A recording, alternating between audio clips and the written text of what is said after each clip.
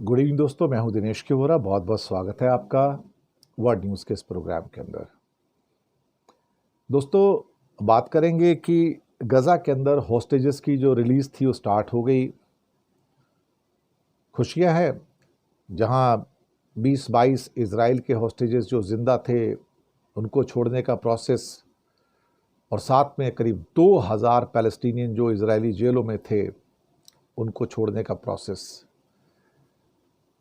बर्बादी तो बहुत हुई है, पर अल्टीमेटली ठीक है, कहीं ना कहीं तो उसका अंत होना था, सो हुआ। इजिप्ट में समिट है, वहाँ पे भी काफ़ी कुछ होगा। क्या क्या बातचीत होगी पता नहीं, लेकिन बेहतर होगा कि कुछ ऐसा हो कि दुनिया में शांति बनी रहे। एक दूसरी खबर यह है कि बांग्लादेश ने अपने जो चिटागोंग पोर्ट जो है, जो ऑलमोस्ट 90% उनका सारा जो कार्गो है हैंडल करता है बांग्लादेश का, उसके 3 टर्मिनल चाइना हैंडल करेगा। शायद दिसंबर से एग्रीमेंट होने जा रहा है, वो खबर आ गई है। और मार्केट के अंदर जो फियर्स हैं इस समय पूरी दुनिया के अंदर, जो आज क्रैश हुई है पूरी की पूरी मार्केट, वो अपने आप में बेहद इंपॉर्टेंट है। इसके अलावा एक खबर ये भी बताना चाहेंगे कि कैसे ईरान को बर्बाद करने का एक पूरा प्रोग्राम चल रहा है गल्फ नेशंस के द्वारा, और ईरान को तोड़ने का भी प्रोग्राम चल रहा है। इसके बारे में थोड़ी बात करेंगे, हालांकि डिटेल में फिर कभी इसके बारे में ज़रूर बात करूंगा कि पूरा प्रोजेक्ट क्या है अल्टीमेटली, और ईरान को क्यों बर्बाद कर देना चाहते हैं सऊदी, बहरीन, ओमान, कतर और यूएई। ऐसा क्या है कि ईरान की बर्बादी में उनकी खुशियां हैं। दूसरे को बर्बाद करके अगर खुद खुश हो सकते तो और बात है, और ये इस्लामिक नेशंस में हो रहा है। सबसे पहले आते हैं हॉस्टेजेस का जो रिलीज़ किए गए हैं, और अच्छी बात है, कहीं ना कहीं तो कुछ ना कुछ तो होना था। जो जिंदा हैं, जो बच गए हैं, उनको रिलीज़ किया गया है। कई जगह इजरायली झंडे, कई जगह काले झंडे, कई जगह पैलेस्टीनियन झंडे वो देखे गए। पहले 7 कैदियों को हमास ने छोड़ा, फिर बाकी 13 को भी रेड क्रॉस को सौंप दिया गया, तो 20 लोग 2 साल के बाद रिहा हुए, और तेल अवीव की सड़कों पर भी जश्न का माहौल था। और जो बचे हुए हैं उनके जो परिवार वाले हैं उन्होंने खुशी जताई है। और साथ में 2000 से ज़्यादा लोग जो पैलेस्टीनियन जिंदा थे, जेल में थे इजरायली, उनके छोड़ने का प्रोसेस भी है। चलिए, कहीं ना कहीं कोई ना कोई चीज़ जो होती है उसका अंत तो होता है। अब इजिप्ट के अंदर जो मीटिंग आ रही है, वहाँ पर शर्म अल शेख के अंदर मीटिंग होने जा रही है, जिसमें मेज़बान जो होंगे इजिप्ट के राष्ट्रपति होंगे, प्रेसिडेंट होंगे अब्देल फतेह अल सीसी। ये भी अमेरिका के पिट्ठू हैं, आपको पता ही है। और बताया तो जा रहा है कि मकसद क्या है, कि मकसद जंग को ख़त्म करना, ताकि लाइफ वापस आ सके। इससे ज़्यादा और क्या कहा जा सकता है। मुझे लगता है कि अगर वहाँ पर शांति स्थापित हो सके, लोगों की ज़िंदगी दोबारा से बहाल हो सके, और कहीं ना कहीं जो टूटी फूटी ज़िंदगी बची है इस टाइम गज़ा के अंदर, लोग वापस से पीसफुली वहाँ पर खड़े हो सके, उन्हें खाने को रोटी मिल सके, जो बीमार है उनको इलाज मिल सके, बच्चों का स्कूल खुल सके ताकि वो पढ़ने के लिए स्कूल में जाएं, एक आम जिंदगी फिर से थोड़ी थोड़ी, हालांकि ज़िंदगी को आम होने में तो कम से कम 10 साल जाएंगे मिनिमम, लेकिन शायद फिर से ज़िंदगी दोबारा से जन्म लेगी और लोग फिर से उम्मीद की किरण पे आगे जाएंगे। 67,000 लोग मारे गए, 20,000 बच्चे मारे गए, छोटा नंबर नहीं है, बहुत बड़ा नंबर है। लेकिन ठीक है, अब इससे ज़्यादा क्या कहें। जो दरिंदगी थी वो ख़त्म तो हुई कम से कम, बशर्ते कि दोबारा से नेतन्याहू फिर से कुछ ना शुरू करें। इसी बीच ताइवान से एक बहुत बुरी खबर है कि चाइना ने अपना 13 फाइटर जेट और 6 जहाज जो है वो ताइवान की ओर भेजे हैं, चीन ने भेजे हैं। और ये जो एक्टिविटी है ताइवान के आसपास वो काफ़ी तेज़ होती हुई नज़र आ रही है।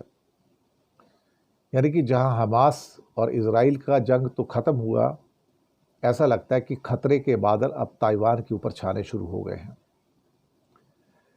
13 फाइटर विमानों ने और 6 नेवी के जहाज़ों ने ताइवान के आसपास अपनी एक्टिविटीज़ बहुत तेज़ कर दी है। और बीच बीच में ये लोग तो उसका एयर स्पेस भी वायलेट करते रहते हैं। ताइवान की भी डिफेंस मिनिस्ट्री ने अपना एक पोस्ट रिलीज़ किया और कहा कि 13 चाइनीज़ प्लेन और 6 नेवी के उनके जहाज़ ताइवान के आसपास हैं और उन्होंने उनका जो एयर स्पेस है उसको वायलेट भी किया है। और ये शायद लगातार चाइना की ताइवान के ऊपर जो दबाव बनाने की स्ट्रेटजी है, ये उसको लेकर चीन ताइवान को हमेशा से अपना एक स्पेशल एडमिनिस्ट्रेटिव जोन मानता है और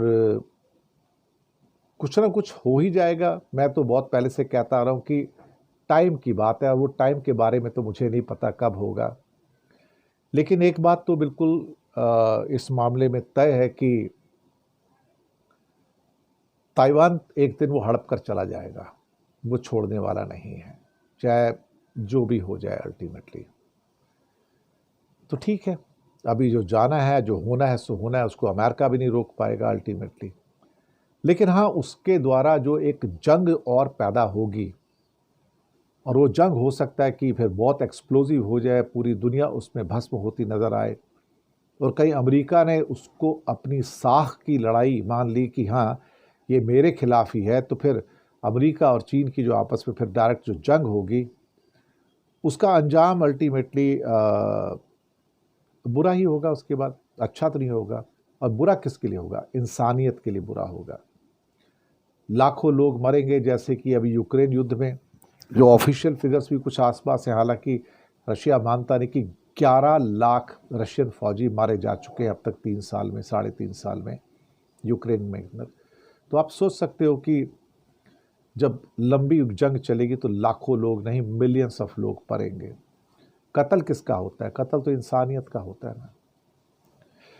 एक दूसरी इंपॉर्टेंट न्यूज़ पे आते हैं जो कि बांग्लादेश से है कि बांग्लादेश में इलेक्शन तो आ रहे हैं, लेकिन बांग्लादेश का बड़ा पोर्ट जो है चटगांव पोर्ट, जो ऑलमोस्ट 92% कार्गो हैंडल करता है पूरे बांग्लादेश का, वो अपने वहाँ के 3 टर्मिनल फॉरेन हैंडलर्स को दे रहे हैं और ये चाइनीज़ हैं, ये उनको दे रहे हैं। जैसे ही उनको पता लगा है तो वहाँ के पॉलिटिकल पार्टीज़ और जो ट्रेड एसोसिएशंस हैं उनका कहना है कि ये हम नहीं करने देंगे और दिसंबर तक ये साइन हो जाएगा। उनका जो शिपिंग मिनिस्ट्री है बांग्लादेश का, उसके सेक्रेटरी हैं मोहम्मद यूसुफ, उनका कहना है कि चाइना के साथ समझौता दिसंबर तक हो जाएगा और 3 टर्मिनल बड़े जो हैं वो चाइना को हैंडल करने के लिए दिए जाएंगे। इसमें एक टर्मिनल 30 ईयर्स के लिए और 2 टर्मिनल 25 ईयर्स के लिए दिए जाएंगे। ये अंदर की उनकी डिटेल है। तो बड़े लेवल पे जो BRI का बॉर्डर रोड इनिशिएटिव है या बेल्ट एंड रोड इनिशिएटिव है, उसमें ये पोर्ट भी आता है और चाइना एक यहाँ पर $350 मिलियन करके एक स्पेशल इंडस्ट्रियल इकोनॉमिक जोन भी बनाने का वादा कर चुका है। तो चाइना की जो प्रेजेंस है बंगाल की खाड़ी में और ज़्यादा मजबूत हो जाएगी। शिपिंग सेक्रेटरी मोहम्मद यूसुफ का कहना है कि लालडिया और न्यू मूरिंग कंटेनर टर्मिनल और पांगाओन टर्मिनल ये चाइना को दे दिए जाएंगे। जी हाँ, चाइना को दे दिए जाएंगे। अब मुसीबत ये है कि ये इसमें लालडिया टर्मिनल जो है वो 30 साल के लिए और बाकी जो दोनों टर्मिनल हैं, पांगाओन टर्मिनल और साथ में दूसरा है न्यू मूरिंग कंटेनर टर्मिनल, ये 25 सालों के लिए दिए जाएंगे। इस डिसीजन की BNP हो, जमात इस्लामी हो या बांग्लादेश गारमेंट मैन्युफैक्चरर्स एसोसिएशन हो, बांग्लादेश नेटवेयर एसोसिएशन हो, सब जमकर इसको कंडेम कर रहे हैं। BNP का कहना है कि चट्टग्राम बंदरगाह को या उसके मैनेजमेंट को किसी फॉरेनर को सौंपना ये गुलामी की निशानी है और हम इसे होने नहीं देंगे। अब ये मुसीबत है कि ये बोलते हैं कि बांग्लादेश के जो नेशनल इंटरेस्ट है उनके खिलाफ है। और एक और वहाँ पर इकोनॉमिस्ट हैं अनु मोहम्मद, उनका कहना है कि बिना टेंडर बिना किसके न्यू मूरिंग टर्मिनल को सौंप देना हमारी सिक्योरिटी के लिए एक बड़ा जोखिम है। अगर आप बंदरगाह बड़ा करना चाहते हैं, पोर्ट बड़ा करना चाहते हैं तो अलग बात है, जल्दबाजी क्यों है? आप तो टेम्परेरी गवर्नमेंट हो, जब भी फरवरी मार्च में नई सरकार आएगी तो उनको डील करने दो कि उनको क्या करना है क्या नहीं करना है। तो उनके आने से पहले ही आप चीन के साथ समझौता करके अल्टीमेटली क्यों ये करना चाहते हो? आपके पास ये राइट नहीं है कि आप चीन के साथ समझौता करो, आप इलेक्टेड गवर्नमेंट नहीं हो, ये उनका कहना है। आपके पास ये अधिकार नहीं है कि आप करो, आपको वेट करना चाहिए फरवरी मार्च तक, जब तक वहाँ पे नई सरकार इलेक्शन के बाद आएगी, वो चुनी जाएगी और किसको क्या देना है क्या नहीं देना है वो देखेंगे। अब बात तो उनकी बिल्कुल ठीक है, ये बात तो बिल्कुल ठीक है कि मोहम्मद यूनुस की सरकार जो है वो इलेक्टेड गवर्नमेंट नहीं है और इतना इम्पॉर्टेंट डिसीजन कि अपने कंट्री का सबसे बड़ा पोर्ट जो 90% कार्गो हैंडल करता है, अपने जाने से पहले ही चाइना को आप देकर चले जाएंगे, तो भाई कोई इसको क्यों बर्दाश्त करेगा? तो वहाँ पर भी एक किस्म से फिर से एक विद्रोह, एक रिवोल्ट की स्थितियाँ निकल कर आ रही हैं और सभी पार्टियाँ उसके खिलाफ हैं। बीएनपी भी खिलाफ है, जमात इस्लामी भी खिलाफ है और बाकी जो पार्टियाँ हैं या जो एसोसिएशंस हैं, नेटवेयर्स की, गारमेंट्स की, जो ट्रेड एसोसिएशंस हैं, वो भी उसके खिलाफ है कि who are you to do it. सवाल तो बड़ा वाजिब है अल्टीमेटली। अगले मुद्दे पर आते हैं और अगला मुद्दा है कि दुनिया में बढ़ता हुआ जोखिम, लोग इतने खौफजदा क्यों हैं? मैंने बहुत सारे और प्रोग्राम्स के अंदर भी अब इसके ऊपर बात करनी शुरू की है कि आखिरकार इतना डर किस लिए भाई, ये हो क्या रहा है? लोग सोने चांदी के पीछे जम के जा रहे हैं और कहीं ना कहीं स्थितियां कुछ ऐसी निकल कर आ रही हैं कि जहां पर सोने का भाव, चांदी का भाव सिर्फ 10 महीने में इस साल के अंदर 50-60% बढ़ गया है। ऐसा तो कभी पिछले 50-60 सालों में, कोई एक्सेप्शन छोड़ दो तो नहीं हुआ, कभी भी ऐसा कभी हुआ नहीं है कि एक साल में इतना रेट सोने का बढ़ जाए। ये मुझे भी समझ में नहीं आया कि ऐसा क्यों हो रहा है। लेकिन कुछ ना कुछ अंदर खौफ है लोगों में, कुछ ना कुछ डर है। वो डर शायद इस बात का है कि जो आने वाली स्थितियां हैं वो और ख़राब हो सकती हैं, आने वाले हालात और ख़राब हो सकते हैं।